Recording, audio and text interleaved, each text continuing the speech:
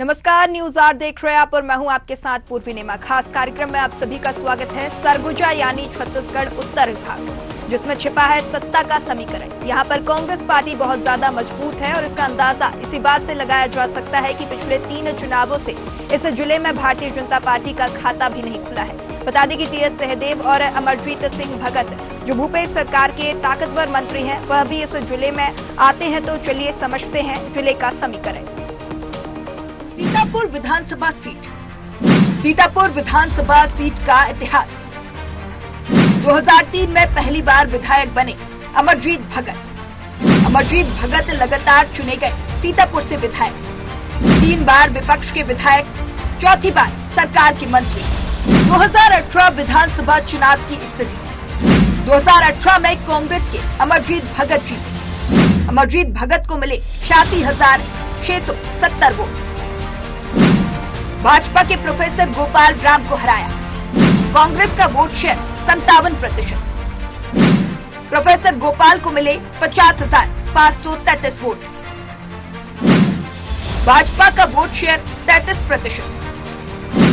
भगत ने 36,137 वोट के अंतर से जीता चुनाव।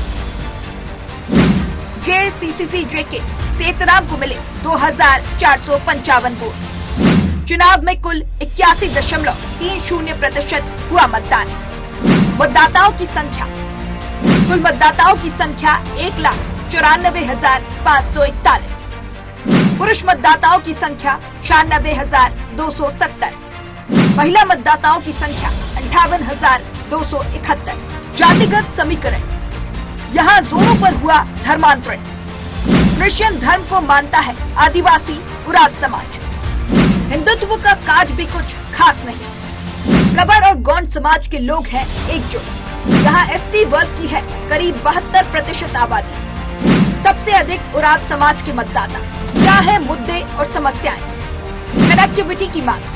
रेल लाइन से पूरी तरह वंचित है ये क्षेत्र। रोजगार के कुछ और अवसर नहीं।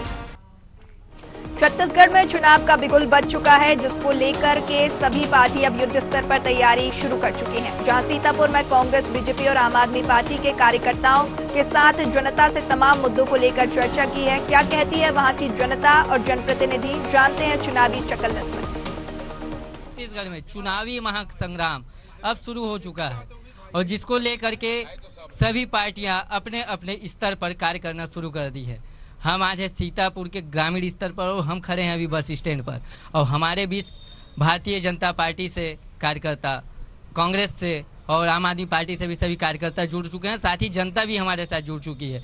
अब सबसे बड़ी बात आती है सामने कि 5 साल कांग्रेस ने यहाँ अपना शासन चलाया, इससे पहले 15 साल भाजपा ने शासन चलाया। आम आदमी पार्टी भी जोर लगा रही है कि क्या इस बार छत्तीसगढ़ में क्या वो अपना शासन चला पाएगी। तो अब सभी मुद्दों पर लेकर के हम उनसे चर्चा करेंगे। तो चलिए, सबसे पहले हम जिसका शासन था और जो अपने कार्यकाल में जिस प्रकार से काम किए हैं, सबसे पहले शुरुआत उन्हीं से करेंगे। हमारे साथ हैं तिलक बेहरा जी, ब्लॉक कांग्रेस कमेटी के अध्यक्ष। उनसे सबसे पहले जानते हैं जी, 5 साल कांग्रेस की सरकार रही, सीतापुर में अमरजीत भगत विधायक रहे और खाद्य मंत्री भी रहे, कितना विकास किया आप लोगों ने? सीतापुर में भरपूर विकास हुआ है। यहाँ सबसे पहले हम लोग किसानों से लेके व्यापारी तक का ध्यान रखा है। चाहे वो किसान के धान खरीदी की बात हो, चाहे PDS दुकान की बात हो, चावल, मुफ्त चावल पूरे कोरोना काल से अभी तक फ्री में चावल दिया गया है। आप ग्रामीण स्तर तक आप जाके देखिए, आवागमन के साधन हैं, आपके स्वास्थ्य सुविधाएं हैं, बाकी सभी दिशाओं में हम लोग भरपूर प्रयास किए हैं और विकास हुआ है। जी, आप कह रहे हैं विकास हुआ है, लेकिन सबसे बड़ा सवाल तो ये खड़ा होता है कि सीतापुर कहाँ विकास किया? सीतापुर आज भी धूलपुर की नगरी से नाम से जाना जा रहा है और आप कहते हैं विकास हुआ है। सीतापुर निश्चित रूप से आप जो बोल रहे हैं ये NH का रोड है और NH जो है सेंट्रल गवर्नमेंट का अंडर में आता है और निश्चित रूप से ये जो रोड अभी ख़राब हैं बारिश की वजह से, और जैसे बारिश ख़त्म हो रही है मेरे ख्याल से आज मशीन शिफ्ट हो भी गई है। अभी तो मैं गया नहीं था, हालांकि शिफ्ट हो गई है और कल से काम भी चालू हो जा रही है।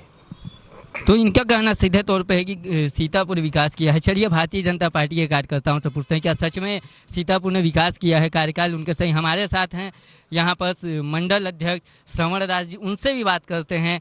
और जी सीतापुर में सच है कि क्या विकास हुआ है? कांग्रेस के द्वारा लगातार ये बोला जा रहा है। आप लोग देख रहे हैं सीतापुर को धूलपुर बना दिए हैं। आज 20 साल हो गया। आदरणीय मंत्री जी विधायक 15 साल थे, अभी मंत्री हैं। आप लोग देख रहे हैं, जाके देखिए, चलने लायक स्थिति सीतापुर शहर की बात को मैं बता रहा हूँ आप लोग को, ये किसी से छिपा नहीं है। ऐसा हो गया है सीतापुर का हाल। इस बार जनता जरूर सबक सिखाएगी कि वास्तव में सीतापुर का जनता सबक सिखाएगा कि क्या होता है। जी हमारे साथ राजकुमार जी भी हैं, उनसे ही बात करेंगे।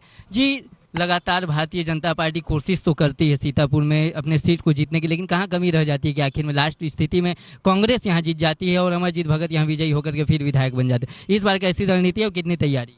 इस बार जो क्षेत्र की जनता है, क्षेत्र का जो युवा वर्ग है, उसके अंतरात्मा की आवाज़ को देख के पार्टी ने टिकट दिया है और एक राष्ट्रभक्त ईमानदार आदमी को टिकट दिया है, और जो कि हर युवाओं के दिल में बसता है। सीतापुर क्षेत्र में जो समस्याएं हैं, मेन शिक्षा, स्वास्थ्य और सड़क की समस्या। गांव में आप जाइए, प्रधानमंत्री सड़क दनादन आप कहीं भी जा सकते हैं, फर्स्ट क्लास सड़क बनी हुई है, जो हमारे प्रधानमंत्री अटल बिहारी वाजपेयी की देन है। आज एनएच की सड़क बता रहे हैं, ये एनएच की डाइवर्टेड सड़क हो गई है। रोज ग्रुप में डलता है, सुबह गाड़ियां आ जाएगी, काम चालू हो जाएगा, और सुबह देखते हैं वही धूल। बच्चों को अस्थमा हो जा रहा है, सांस लेने का। कांग्रेस की सरकार लगातार बोल रही है हमने सड़क स्वास्थ्य सुविधाओं के बारे में बता दे रहा हूँ। हर दिन एक बच्चा मर रहा है, हर दिन हॉस्पिटल में इलाज के अभाव में एक बच्चा मर रहा है। आप थाने में जाके देखिए, हर हफ्ते एक आदिवासी युवती गायब हो रही है। कहाँ जा रही है? कोई सुरक्षा नाम की चीज़ नहीं है, कोई व्यवस्था नहीं है। वही आज राम कुमार जो यहाँ टिकट लेके आए हैं, उसी का परिणाम है। उसी का परिणाम है कि एक ईमानदार आदमी को क्षेत्र की जनता ने चुना है, और इस बार पूरा संकल्पित है क्षेत्र की जनता कि हम एक फौजी को, ईमानदार आदमी को सीतापुर का प्रतिनिधित्व सौंपेंगे और क्षेत्र का विकास करके दिखाएंगे। चलिए बहुत बढ़िया राजकुमार जी, आपसे फिर बात करेंगे। हमारे साथ है कांग्रेस से बिगन राम जी। जैसे उनका कहना है कि जिस प्रकार से कांग्रेस के द्वारा बोला जाता है ये कर दिया गया, विकास किया गया, लेकिन विकास कहीं नहीं दिखाई दे रहा। क्या लगता है, क्या ये सच है? विकास कहाँ आप लोगों ने किया है? लगातार आरोप लग रहे हैं कि आप लोगों को विकास नहीं किया, लगातार वादे झूठे किए। देखिए, समझ की बात है और देखने की बात है। वो विपक्ष के लोग हैं, उनको सीतापुर में सत्ता में या आने का अवसर मिला नहीं। भाई अब देश आज़ाद हुआ तब से भाजपा को यहाँ कभी जीत हुई नहीं, तो और उनके पास और बोलने के अलावा और क्या है। दूसरी बात है, जहाँ तक सीतापुर का बात है, सीतापुर का विकास एक पैमाना नहीं है। यहाँ के लोग, चाहे हमारे भाजपा के भाई लोगों से पूछ लीजिए, चाहे और कोई समुदाय के लोगों से पूछ लीजिए, यहाँ सभी लोगों के बीच में भाईचारा है। उसका कारण यह है कि सीतापुर के जो विधायक हैं या कांग्रेस की पार्टी है, सभी लोगों के साथ में सभी का सम्मान, सभी का भाईचारा बनाए रखने में कामयाब रहा है। ये भी एक विकास का पैमाना है। जी बिगन राम जी, लगातार देखने को यह मिलता है सीतापुर में एक सवाल सबसे ज़्यादा आ रहा है अमरजीत भगत को लेकर, बाहरी प्रत्याशी को लेकर के, और लगातार ये आरोप भी लग रहे हैं कि सीतापुर से बाहरी प्रत्याशी को टिकट नहीं। अभी तक तो कांग्रेस ने सूची जारी नहीं की है। क्या लगता है आपको कि क्या ऐसी स्थिति सच में निर्मित हो रही है? देखिए, राष्ट्रीय पार्टी है, चाहे भाजपा को हो चाहे कांग्रेस का हो। अब आज हम कहें कि राम कुमार टोप्पो बाहर का है, ये भी उचित नहीं है। जब सीतापुर में अमरजीत भगत को सभी लोगों ने कहा, यहाँ तक कि कुछ गणमान्य लोगों ने भी कहा कि बाहरी व्यक्ति है, लेकिन जब जनता उसको 4 बार से विधायक बना रहा है, जनादेश, लोकतंत्र में जनादेश ही तो सब कुछ होता है। अगर उसको 4 बार से विधायक बना रहे हैं तो 1-2 जन के कहने से क्या होगा? जी बिल्कुल, इस तौर पे। और हमारे साथ अभी मैं बता दूं, जो सबसे ज़्यादा सक्रिय छत्तीसगढ़ में दिखाई दे रही है आम आदमी पार्टी लगातार। हमारे साथ है मुन्ना टोप्पो जी, उनसे भी बात करेंगे, उनसे भी जानेंगे। जी मुन्ना टोप्पो जी, सबसे पहले आपसे एक तो सवाल है मीडिया की ओर से, चैनल की ओर से, कि आप सबसे पहले जनता कांग्रेस में थे, उसके बाद आपने कांग्रेस ज्वाइन किया और आपने अभी आम आदमी पार्टी ज्वाइन किया। क्या, कैसे देखते हैं इसको? लगातार पार्टियाँ क्यों बदल रहे हैं? सबों को जय जोहार, दोनों पार्टियों को। आपने जो सवाल किया, जनता कांग्रेस और आम आदमी पार्टी कांग्रेस, मैं आपको स्पष्ट रूप से बता देना चाहता हूं, जनता कांग्रेस में जोगी जी से मेरा संबंध अच्छा था। उसमें एक्चुअली मैं ज्वाइन नहीं किया था, जो ऑफिशियल भाई उसका पैर छूने गया तो गमछा टांग दिए, बस इतना ही था मेरा वहाँ तक। अब मुझे मालूम था कि जोगी जी का जो पैमाना है टिकट का वो मुझे मिलेगा। मैं जोगी जी के पास टिकट के लिए कभी नहीं गया और टिकट दे गया, दुर्भाग्यवश हमारे कुछ लोग वो टिकट कट गया, इतने ही तक संबंध रहा मेरा। और दूसरी बात, अभी आम आदमी पार्टी की बात जो आप बोल रहे हैं, देखिए आज पूरे भारत देश में एक ऐसे पार्टी है जो दोनों पार्टी राष्ट्रीय पार्टी, अभी आम आदमी पार्टी भी राष्ट्रीय पार्टी हो गया, जो उनका कार्य योजना है वो दोनों पार्टी में दूर दूर तक नजर नहीं आता है। क्या देखते हैं सीतापुर में जिस प्रकार से कांग्रेस कहती है विकास किया है, भाजपा कहती है कांग्रेस ने विकास नहीं किया है, तो क्या देखते हैं कि सीतापुर में आम आदमी की जो काम चल रहा है, आम आदमी के विधायक यहाँ बनेंगे? मैं आज इस मंच के माध्यम से बोल रहा हूँ, इस बार मैंने 80% आम आदमी की पार्टी बनेगी, इसको याद रखिएगा। ठीक है, बहुत बहुत धन्यवाद मुन्ना जी। हम सीधा बात करेंगे अब यहाँ पर अनिल अग्रवाल जी से, उनसे ही सीधे जानते हैं। यहाँ पर कांग्रेस कहती है विकास और चुनाव अब एकदम सर पे है, कुछ ही दिन बचे हैं, हम तो कहेंगे कि महीना भर भी इसको नहीं कहा जा सकता। अब तैयारियां युद्ध स्तर पर आ चुकी है। कांग्रेस एक दावा कर रही है विकास को लेकर के कि हमने जो किया वो भाजपा ने नहीं किया। आम आदमी पार्टी कह रही है कि ना तो भाजपा ने कुछ किया ना तो कांग्रेस ने किया, अब करेगा तो आम आदमी पार्टी। क्या कहते हैं इसको लेकर? क्या चुनाव यहाँ पर बहुत युद्ध स्तर पर है, तो कैसे देखते हैं इसको? सबसे पहले तो मैं आप सबका धन्यवाद करता हूं और अमरजीत भगत के नेतृत्व में धूलपुर नगरी में आप लोग का स्वागत करता हूं। अभी हमारे भाई तिलक बेहरा जी ने आपको बताया विकास के बारे में कि किसानों का विकास हुआ, व्यापारियों का विकास हुआ। मैं निश्चित तौर पे कह सकता हूं विकास हुआ व्यापारियों का, क्योंकि किसान भाई को सोसाइटी में कॉपरेटिव सेक्टर में कभी खाद नहीं मिला। 250 रुपये की यूरिया व्यापारी भाई से खरीदा 750 रुपये में से लेकर के 1000-1100 रुपये तक में विकास हुआ, लेकिन व्यापारी भाई का हुआ, किसान भाई का हुआ नहीं। अभी एनएच के बारे में बात कर रहे थे कि एनएच भारत सरकार का है, तो भैया भारत सरकार का है तो यही एनएच के खिलाफ में माननीय मंत्री जी पिछले 5 साल 10 साल पर लगातार धरना करते थे, रोड में सो जाते थे। अभी क्यों नहीं सोए? बिगन भाई ने बताया रामकुमार टोप्पो जी को बाहरी, ये 100% गलत बात है। रामकुमार टोप्पो जी का निवास कोटछाल में है। रामकुमार टोप्पो जी की पढ़ाई लिखाई कोटछाल और बंदना सीतापुर राजापुर में हुई है और उसका निवास और रात्रि विश्राम सीतापुर में होता है। अभी भी माननीय मंत्री जी का निवास रात्रि विश्राम कहाँ होता है? अंबिकापुर में होता है। जो स्थानीय बोला जाता है ना, स्थानीय जो क्षेत्र में रात्रि को विश्राम करे, दिन भर समाज सेवा में या व्यापार में या सर्विस में दिन भर बाहर रहेगा, लेकिन रात को जहां आराम करता है उसको बोलता जाता है स्थानीय।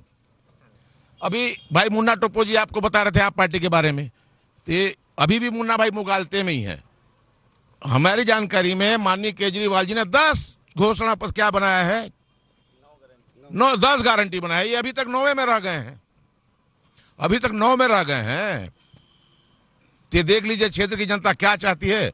और रहा सवाल अभी जो हमारे कांग्रेस भाइयों के जो अहम वाली भाषा थी, अहम जनता तोड़ेगी। निश्चित तौर पे इस बार मन बना ली है कि हमको हमारा क्षेत्रीय, हमको लाडला हमारा नौजवान भाई जो देश सेवा छोड़ करके जनता की सेवा करने के लिए आया है और करप्ट मंत्री को यहां से हटाने के लिए एकदम सौगंध खा लिया है कि हमको सीतापुर क्षेत्र में जनता का नेतृत्व हम देंगे। भारतीय जनता पार्टी ने रामकुमार टोप्पो को नेतृत्व दिया है, उसको संभाल दिया है। ये निश्चित मान के चलिए आप मीडिया वाले भी विधायक का हकदार रहेंगे। अभी विधायक के हकदार माननीय मंत्री जी के साथ कितने लोग रहते हैं, कितने लोगों का अधिकार होता है, आपसे ज्यादा कोई नहीं जानेगा। जी बिल्कुल, मैं बता दूं आपको कि कांग्रेस के लेकर के यहाँ पर बातें हो रही है तो भाजपा की बातें हो रही हैं। अब सीधे तौर पर बात करते हैं कांग्रेस वालों से। जिस प्रकार से यहाँ से आरोप लगाया जा रहा है अमरजीत भगत के ऊपर बाहरी प्रत्याशी को लेकर के, तो क्या जवाब रहेगा आपका? बाहरी किसको कहते हैं ये भाई लोग को शायद पता नहीं है। अगर जब ये क्षेत्र की पूरा पब्लिक 20 साल से उनको विधायक बनाते आया तो क्या उनको समझ में नहीं आया कि बाहरी हैं कि भीतरी हैं? हमारे भाई साहब अभी बोल रहे थे, अभी राजकुमार भैया बोल रहे थे कि रोड का एक जो सुंतरई से आमाटोली से जो ये भौरानाड़ तक, उसमें रोज उनका आना जाना था। 15 साल जब उनकी गवर्नमेंट थी उस समय वो नींद में सो रहे थे क्या कि काला चश्मा लगा के बैठे थे? उनको उसका अनुभव उन्हीं को है।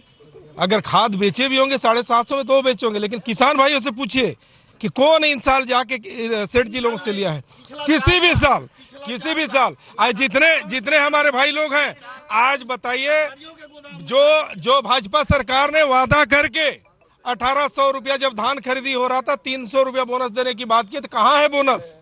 हमारी गवर्नमेंट ने जब से यहाँ कुर्सी संभाली है, धान का जो 1800 रुपया जो था उसको 2500 किए और आज 2800 के कगार पहुंच गए हैं। हम लोग अभी लेंगे। अब ये बताओ, अब इनको तकलीफ क्यों हो रहा है? अच्छा, दूसरा इन्होंने बोला कि भाजपा, अच्छा, इससे पहले कई बार ये लोग ने प्रयास नहीं किए थे कांग्रेस को यहाँ से हराने के लिए, लेकिन कभी हरा पाए क्या? अब मैं भी दावे के साथ कह सकता हूँ कि ये लोग चाहे सिर पटक लें, इस बार उससे हम लोग और कहीं बेहतर प्रदर्शन करके देंगे इनको, देखते रहें। जी बहुत बढ़िया तिलक बेहरा जी, आप सीधे तौर पे बात करेंगे। विधानसभा में एक्सेप्ट किया है कि हम 12,000 करोड़ रुपया कुल किसानों को दिए हैं, बाकी 1 लाख करोड़ रुपया मोदी जी के यहाँ से हमको आया है। ये बात करते हैं 12,000 करोड़ दे करके हम 1 लाख करोड़ रुपया दिए हैं।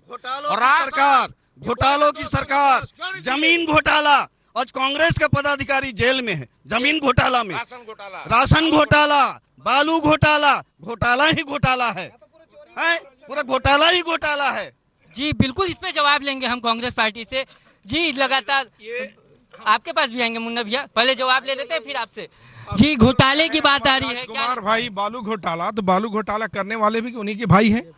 हम लोग कोई अलग से नहीं बोल रहे हैं, और हम क्या करवा रहे हैं? आप शौक से कर रहे हो। हम लोगों का, अगर मान लो हम लोग के सरकार में कोई भेदभाव नहीं है, कौन कांग्रेस का है कौन भाजपा का है, सबको समान अधिकार दिया गया है। ना चावल दिया गया तो किसी को छांट के नहीं दिया गया, बोनस दिया गया तो किसी को छांट के नहीं दिया गया।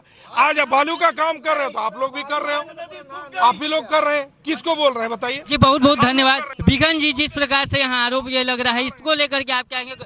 घोटाला कर रही है कांग्रेस की सरकार, क्या सच है ये बात? क्या इसको लेकर के देखते कैसे? नहीं, घोटाला बोलने से घोटाला थोड़ी हो जाता है। विपक्ष में जो है तो घोटाला का बात करेगा ही। घोटाला किस चीज का घोटाला हुआ है? बालू का घोटाला हुआ है। बालू जो डो रहे हैं, सबको मालूम है। कोई आदमी रोड के आके खड़ा हो रहा है क्या कि बालू गलत डोला रहा है? और जहां तक बात है बालू का बात है, तो बालू का व्यापार कोई किसान करता नहीं है, बालू का व्यापार कोई गांव वाला करता नहीं है। उसका व्यापार वो लोग करते हैं, जो बालू का काम करते हैं। तो बालू पर जो काम करते हैं उसको सभी आप लोग मीडिया वाले भी जानते हैं, हम लोग भी जानते हैं। जी बिल्कुल। अब हमारे साथ मुन्ना टोप्पो जी भी हैं आम आदमी पार्टी से। भाजपा कांग्रेस पे आरोप लगा रही है, कांग्रेस भाजपा, इसका कितना फायदा आम आदमी पार्टी उठाएगी?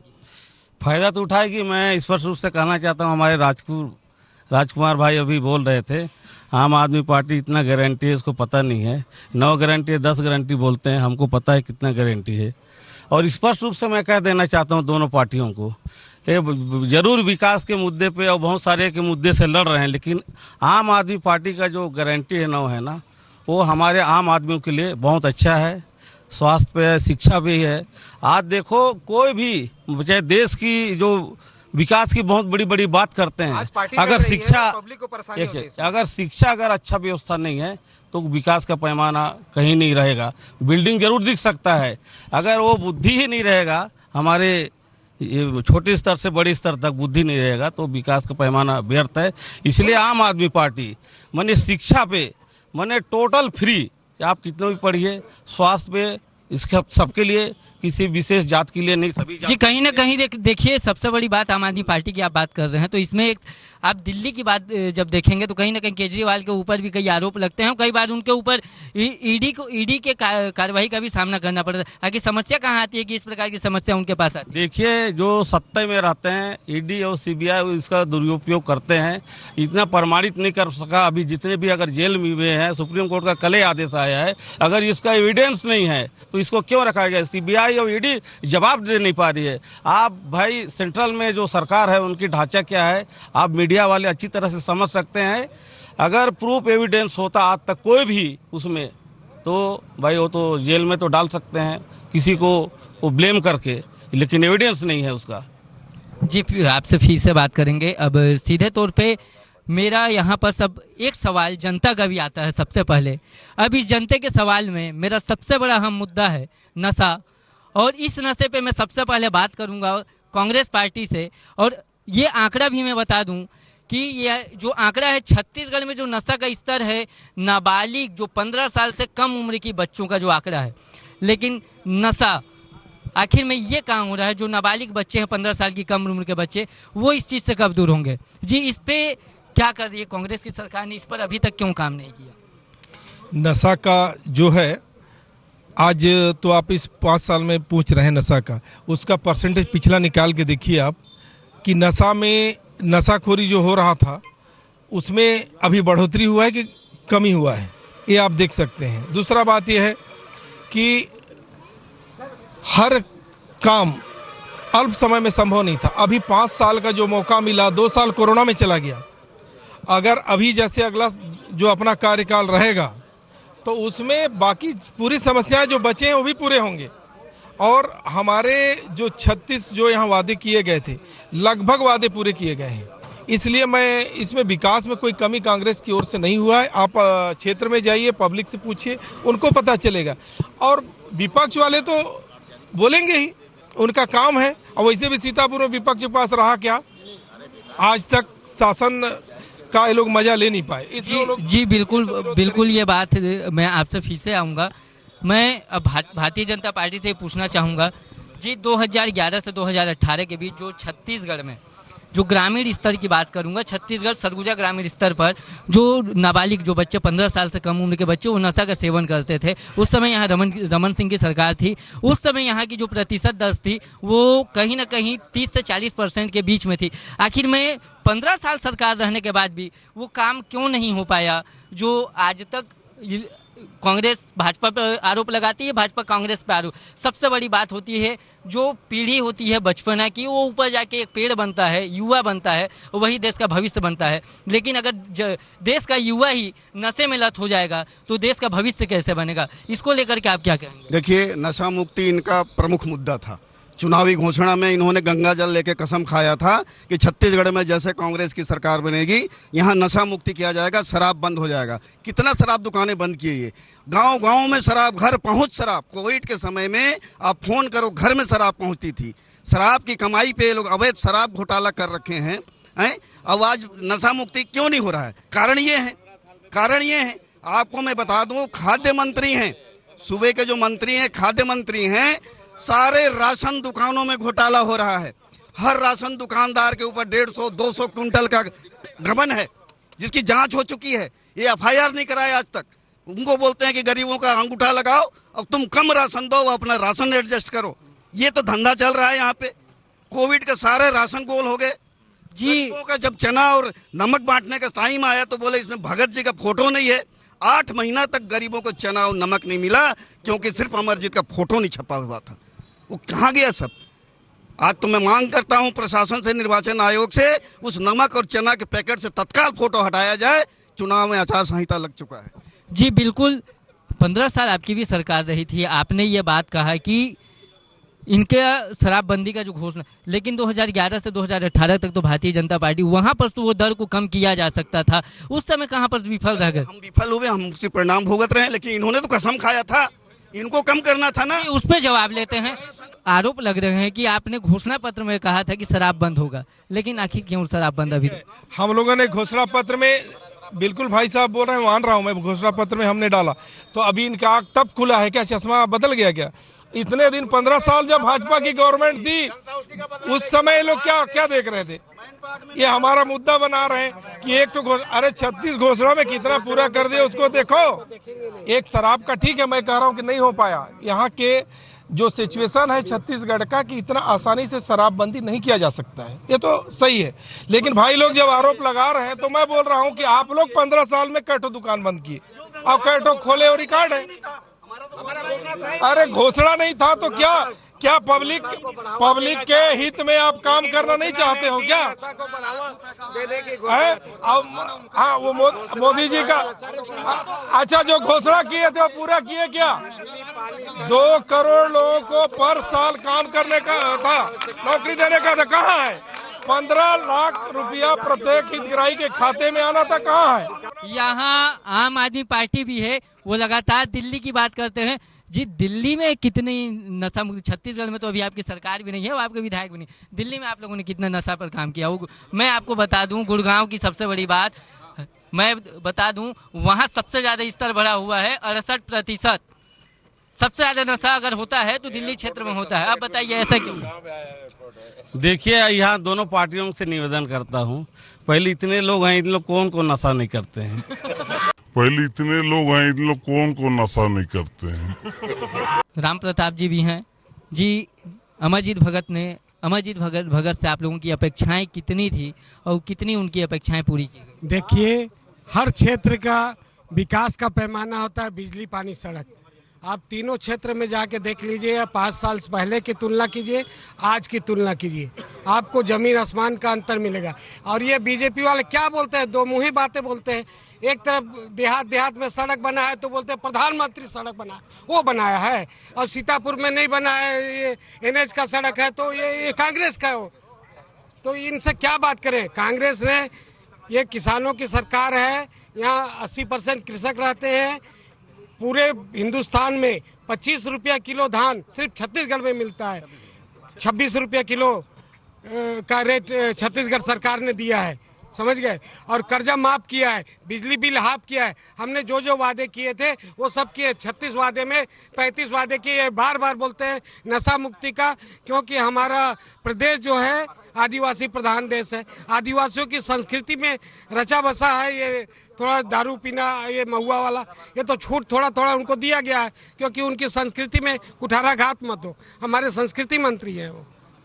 इन लोग क्या बात करेंगे? खाली दो मुंह ही बात करते हैं। वो ऐसा क्या, उसमें किया तो केंद्र वाले किए, और यहाँ किए तो प्रांत वाले मंत्री लोग करते हैं। दो मुंह ही बातें। नशा शराब में होती तो नाचती बोतल। तो नशा है, नशा तो कई प्रकार का होता है। तो ये नशा की बात करते हैं, इनके जितने हैं वो सब ज्यादा नशेड़ी है हम लोग से। जी, बहुत बहुत धन्यवाद यहाँ पर। और जो सबसे बड़ा मुद्दा था आज जमीनी स्तर को लेकर के, जिस प्रकार से हमने देखा कि भारतीय जनता पार्टी ने कांग्रेस पर आरोप लगाया, कांग्रेस ने भारतीय जनता पर आरोप लगाया, और अब देखने का बात है कि सीतापुर विधानसभा पे इस बार जीत किसकी होती है। क्या यहाँ पर अमरजीत भगत फिर से विधायक बनेंगे, या यहाँ से एक नए युवा चेहरा राम कुमार टोप्पो निकलकर सामने आएंगे? अब देखने की बात है, ये तो पता चलेगा दिसंबर को मतगणना के बाद रिजल्ट फाइनल आएगा। ये आप सभी का हमारे साथ जुड़ने के लिए बहुत बहुत धन्यवाद। मैं शैलेश सिंह। तो ये रहा छत्तीसगढ़ के सीतापुर विधानसभा सीट का गणित, जिसको हमने स्थानीय नेताओं और यहाँ की जनता से समझा। इसी तरह अन्य विधानसभा सीटों पर भी करते रहेंगे इसी तरह चौकल्लस, और जानते रहेंगे यहाँ का सियासी गणित। फिलहाल के लिए हमें दीजिए इजाजत। नमस्कार।